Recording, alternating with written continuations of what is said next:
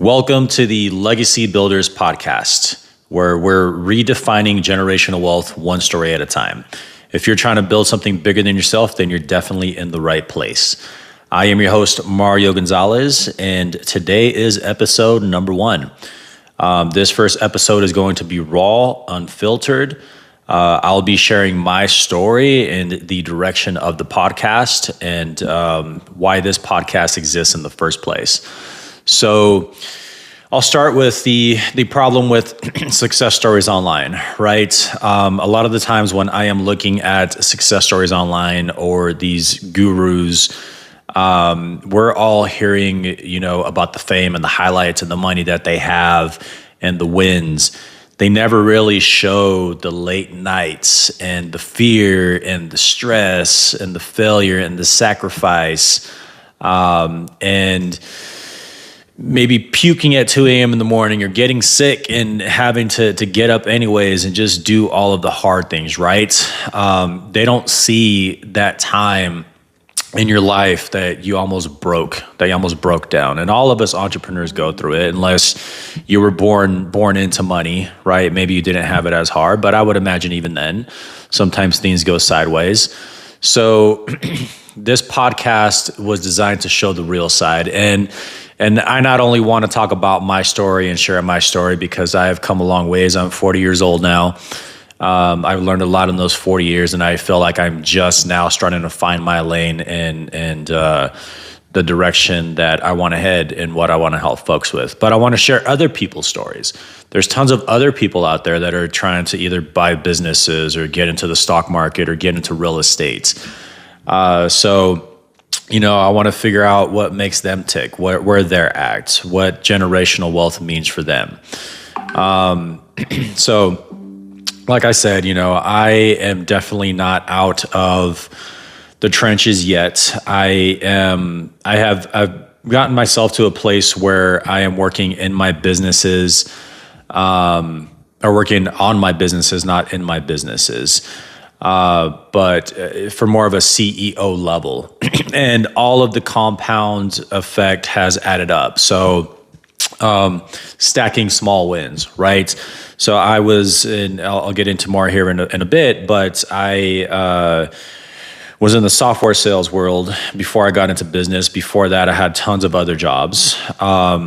And things are just now starting to fall into place. So as far as like background, childhood, family roots, my parents are from Mexico, so I'm a first generation Mexican American. And I was very fortunate to come from a family of hustlers. And I didn't even realize it at the time. My dad, I remember growing up, him welding security fences or like gates for businesses, residential, you name it. So it'd be cool, like going into the garage and see him work on his projects. And then I would go with him on site to install some of the work that he fabricated. My Uncle Tony was a huge inspiration for me. He was always hustling or trying to figure out something, right? I remember he started a ranch. He started a trucking business. He wanted to turn my grandparents' ranch into a rental property. So he built out this house into a duplex and rented one side. I drove with him literally to LA to pick up DJ equipment. And I would host parties with him, and sometimes I was able to get behind the turntable, and I just saw him out there consistently trying things. Like, he made money, some things didn't work, but he would always move on to the next thing, right? And he's still doing it to this day, which is pretty cool. I can't wait to get him on here. And I had another uncle and aunt who had a bakery. So I sold a panaderia, right? They sold Mexican bread. So it'd be back in the day. I don't know if it still happens now, where there'd be a bread truck driving around and honking, kind of like an ice cream man. And I remember going to their house, especially after he finished a route, and them counting change and dollar bills and all that. And I always thought that was cool. So again, grew up with a family of hustlers, and being able to see that, I think, really molded me to what I am today. I was always a creative kid. I loved drawing and creating things. At one point, my mom suggested that I become an architect, and I was like, man, this is dope. That's actually a really great idea. right? And then I get into community college because I still at that point didn't know exactly what I wanted to do, but I was like, let me try it. So I get into some CAD classes, and then I just find out at that point I really freaking hated math. So that was the end of that story. From an early age, it was my dad put me to work. Like, he got me involved in mowing lawns and doing chores for the older folks in the neighborhood. People come and go. And so if a spouse passed away or they were lonely and they needed help, my dad hooked it up and I got paid for it. He had friends that needed yard work done, and I would go to his friend's house and do a bunch of yard work, So again, I was very fortunate to have that from an early age. I didn't know it then, but entrepreneurship, was around me from day one. As far as first jobs, my first actual job outside of the hustling, yard work for older folks and doing those things was at a garden nursery. And I have to say garden nursery because when I tell folks that I used to work at a nursery, they think babies and daycare, right? No, I was out there weeding, pulling weeds, irrigating, putting plants out, mulch, all of those things. So it was a very labor-intensive job, but I was in high school and I got to work with a lot of my high school buddies. So that was really cool. Story for another time, but I left my first job because I met a girl back up in Montana, and it was cherry picking season, and it was just one of those young and dumb things. So I didn't go back because I just felt embarrassed for skipping out on a day. So I don't know, man, to be young and dumb. Between then and when I worked at a mattress store, I worked at Office Depot, Office Max, had some retail jobs. I got jobs in grocery stores. But when I got to the mattress store, that was really my first taste of sales. And it wasn't a whole lot of sales. I was mostly mattress delivery. And as the business owner got comfortable with me, and this is in Austin, Texas, as he got comfortable with me, he asked if I could manage his shop for an hour or two while he stepped out. I was like, yeah, cool. And then so I would start selling mattresses, right, part-time for him. He closed up shop, and then he offered to sell me the business because he wanted to do something else. So for $50,000, I could have bought the business, and it was very seasonal. He would sell throughout the year, but the University of Austin, with college students, that was kind of peak season when folks were moving into their dorm rooms. So, and his idea for business was volume over quality. So he would tell me all the time, he's like, Mario, I would rather sell 100 mattresses at $100 a pop than try and sell a $3,000 mattress, right? And push out 20 of those. So that kind of always stuck with me too. And it really depends on the business model. So fast forward a little bit, I get into the software sales world. And before I jump in there, I'm working at a Sears call center, making $30,000 a year, working multiple jobs. And then I find out that my wife and I at the time, she's pregnant. And so I'm like, crap, I can't do this forever. I need to build a better life for my family. So I had a friend who worked at Dell Computers, and he bugged me for about a year because he got a referral fee if he were to bring on employees. And they stuck around like I did. And so I went from $30,000 to $50,000. And then from there, it was just an upward trajectory. I learned executive selling. I learned how to play the game in the corporate ladder, right? But I hated sales every single moment of it. And so anyways, at some point towards the tail end, I ended up getting to like the $150,000 range. So if you want some money, like get into software sales, man, that's kind of where it's at. And you learn a whole lot of things along the way. But it also taught me that I was living somebody else's dream and working for somebody else. And in between that time, I tried a few different things.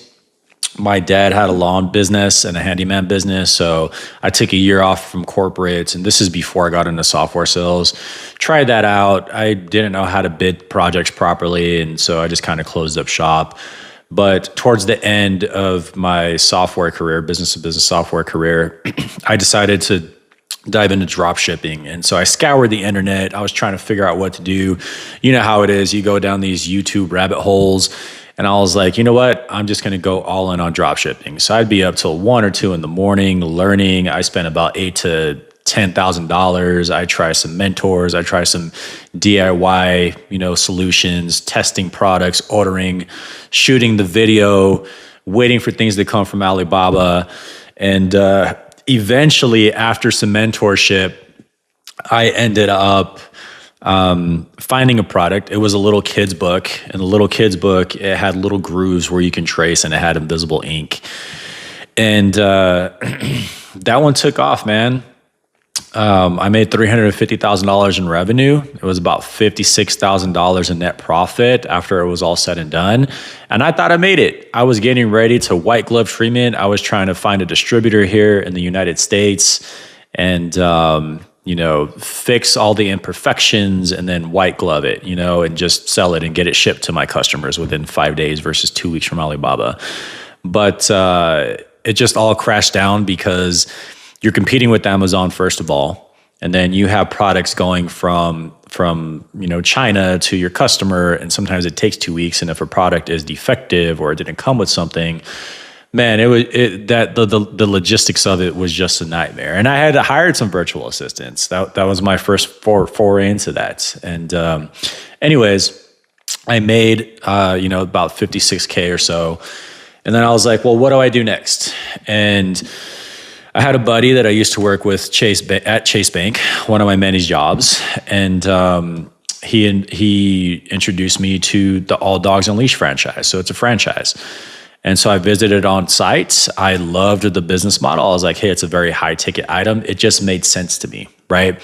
And I've always had that mindset that I don't care what it is. I don't care if I am scrubbing toilets for a full year, but as long as I can hire it out, then, that's the end game. It's like work on the business, not in the business. And so we go full force. We moved from Austin, Texas to Boise, Idaho for the demographics because it just had a really good market. And day one, we have 10 to 15 dogs in the house, and this is in-home operation. Sometimes I'm waking up at 2 or 3 a.m., I can smell, it's either the dog barking or like you just smell crap seeping through the door, right? Trying to keep all that clean and then trying to not make neighbors aware that you're operating a dog business. Man, it was just chaos. And then raising 2 kids on top of that, it was extremely stressful. And, during that time, I was going through a failing marriage.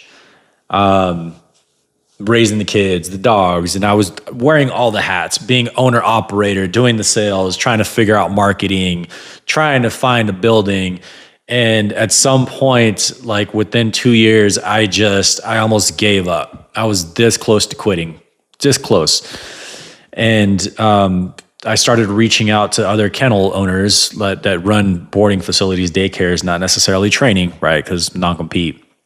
And I found one who wanted to actually sell their business or their assets.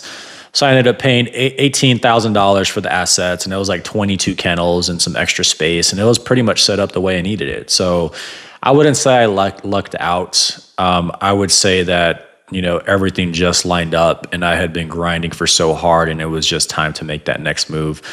I almost ran into an issue where the landlord didn't want to lease to me because the previous tenants were not very good tenants.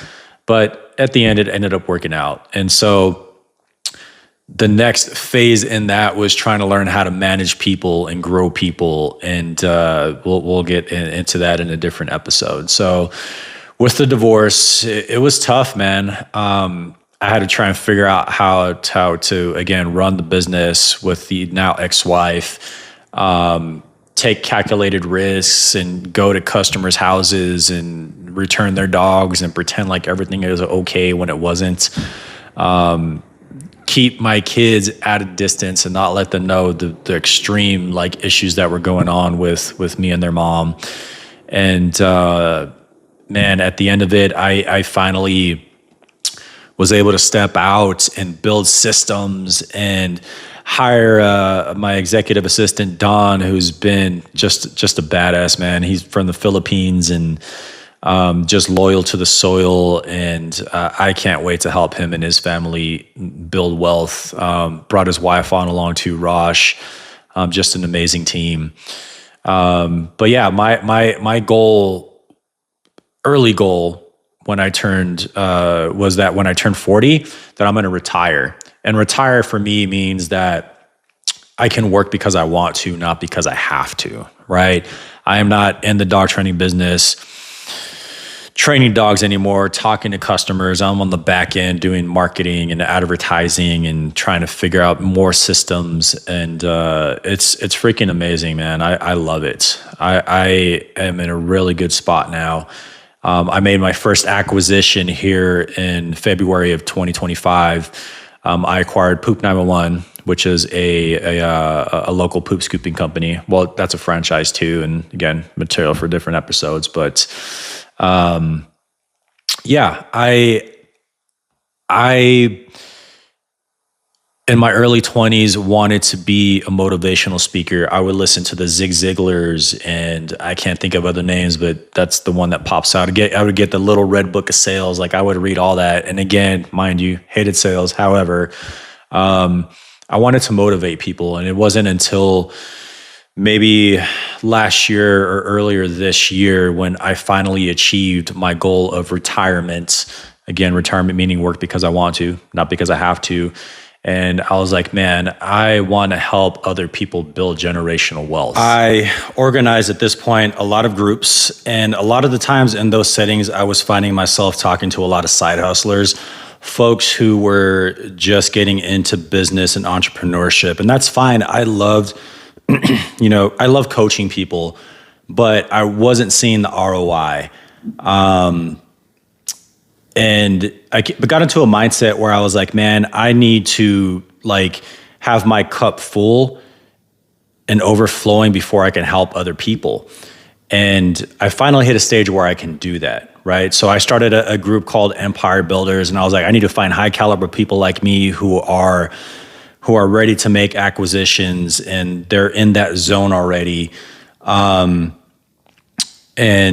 then I can start helping people along the way, right? Like once I have enough cash flow, once I don't even have to work on businesses anymore, again, love what I do, and I have more time, I can actually mentor people.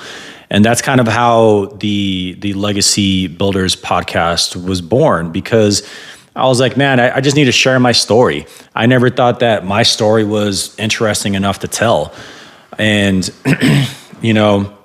I've made it from the trenches to where I'm at, and I want to help other folks get there. But generational wealth for me, and what that means is not necessarily generational wealth and what it means for somebody else. I'm talking to you side hustlers, I'm talking to operators, M&A killers, people rebuilding after divorce, dreams, people who maybe want to get in real estate or the stock market. It doesn't matter, So this podcast is for builders. It is for spectators. It is not for people that have already made it. Yes, I want to talk to everybody, but let's start at the bottom. Let's build from the trenches. Maybe I help folks on the fly. Maybe we make connections together. So in closing, building is wealth. It's messy. It is unpredictable, but it's possible really for anyone to make it and be successful. Just know that you're not alone, and there's always somebody out there. Find groups, and if you cannot find the group, build the group, and then find the people to go in it, because not everybody's going to be exactly aligned with the message that you're trying to find in a different group. So I'm Mario Gonzalez. This is the Legacy Builders podcast. If you're ready to build something bigger than yourself, then let's get to work and kick ass.